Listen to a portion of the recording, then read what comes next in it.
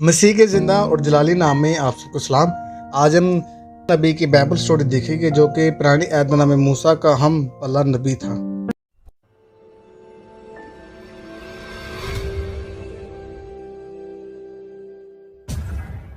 एलिया पुराने अहदनामा में मूसा का हम पल्ला नबी था। आमतौर पर मूसा को सीरत का नुमाइंदा और एलिया को नबिया का नुमाइंदा कहा जाता है।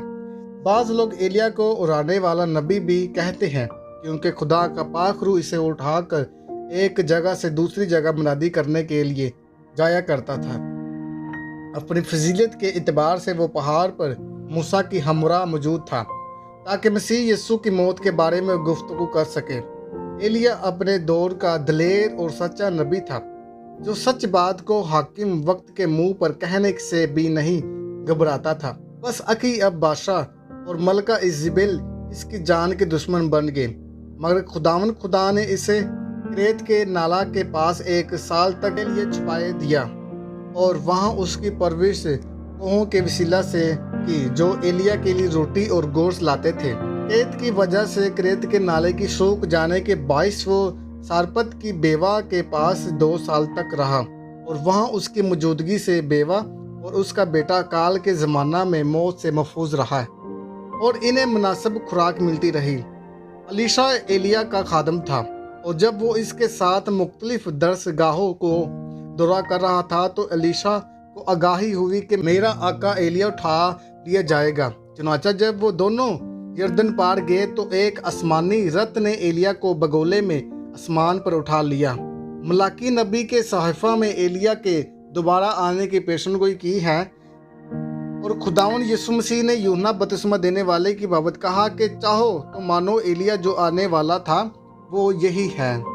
एलिया की ज़िंदगी में मौजूदात को बहुत दखल हासिल था। इसने बेवा के अकलौते बेटे को जिंदा किया, इसने कैद की पेशनगोई की और माँ बाप इसकी दुआ से बारिश हुई।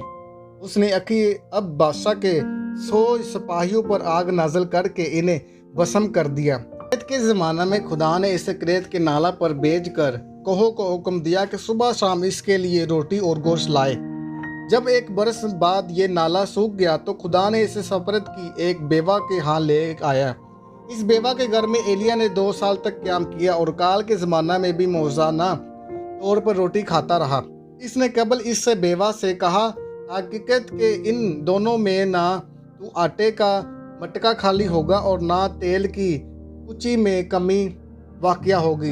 इस दफ़ा के कुछ अरसा बाद जब वो परेशान हुआ और जाओ के एक दरख्त के नीचे बैठकर मौत मांगी तो इसके सहाने अंगारों पर पकी हुई एक रोटी और पानी की सरहाई मिली। इस खुराक को खा पी कर वो 40 दिन रात चलकर खुदा के पहाड़ खोरेब तक गया।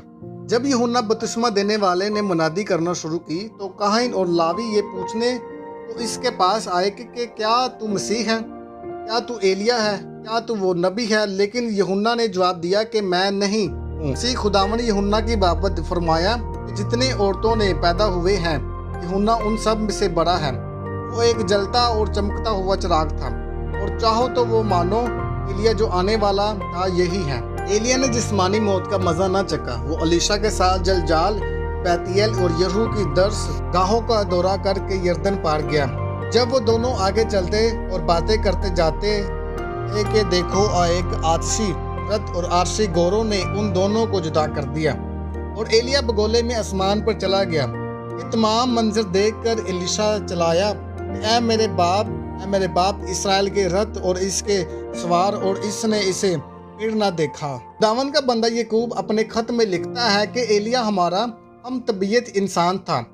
इसने बड़े जोश से दुआ की कि मीना न बरसे। चुनाचा 3.5 बरस तक जमीन पर मीना न बरसा।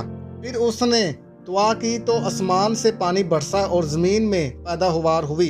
जिंदा उठाए जाने वाले लोग हनोक, मूसा, बाज़ उलमा के मुताबिक एलिया, यीशु मसीह।